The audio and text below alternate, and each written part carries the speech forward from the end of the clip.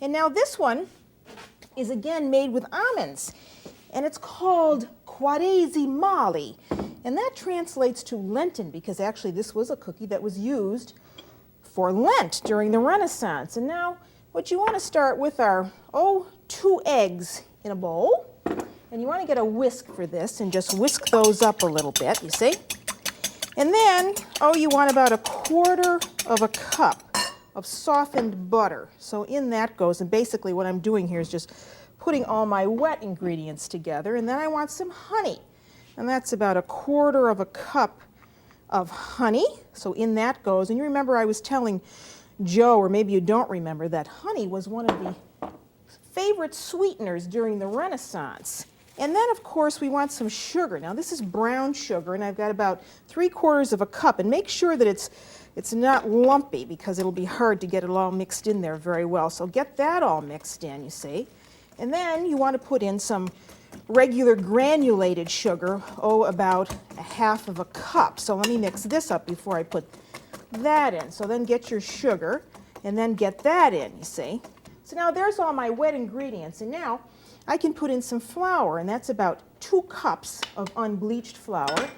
And here's about 1.25 teaspoons of baking powder. These aren't going to rise very much, just a little. And then 1.25 teaspoons of cinnamon. You can put a little bit more in if you want. And about 1/4 teaspoon of cloves. And sometimes with this, I add some orange peel or lemon rind. So there are variations. And then here, 3/4 cup of chopped almonds. And they're just chopped coarse. And now I've toasted all these almonds previously. These are toasted for about 8 minutes in a 400-degree oven. So you want to watch those so that they don't burn. And now you want to just mix all of this in, you see. You want to put some flour on a board, and then get that mixture out. And it is stiff, because now you're going to finish forming that on your board. So now I can get rid of that. And now what you want to do is just knead this gently with your hands, you see, until the whole thing holds together. And after you've got it in a ball, well then you want to cut it. And you can cut it either into half and form 2 loaves, or you could cut this into quarters. And I want to get all of those almonds in there. So I'm just going to cut this one in half and put that to the side and use that later. And then, well, you want a greased cookie sheet, like I have here, you see. And then get a little bit more flour, here it is, and put it on your board. And then just form this into a loaf. And this is the way my friends down in Boston who have a pastry shop do this, you see. Form it into a long loaf, and then you can just take it and put it on the sheet like that, you see?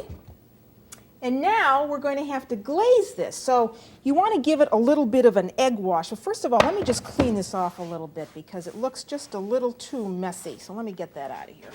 Okay, now we can glaze it.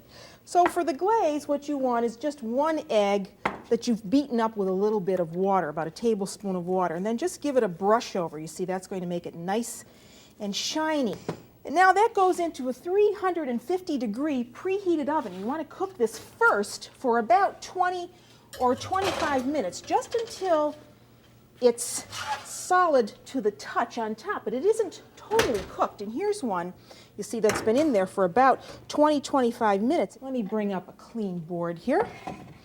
And now I want to gently get this off. So you want to make sure that you've really greased the board well. And I used a Teflon sheet here so I can get mine off fairly easy, and that's still just a little warm, so I want to take that off and put that down.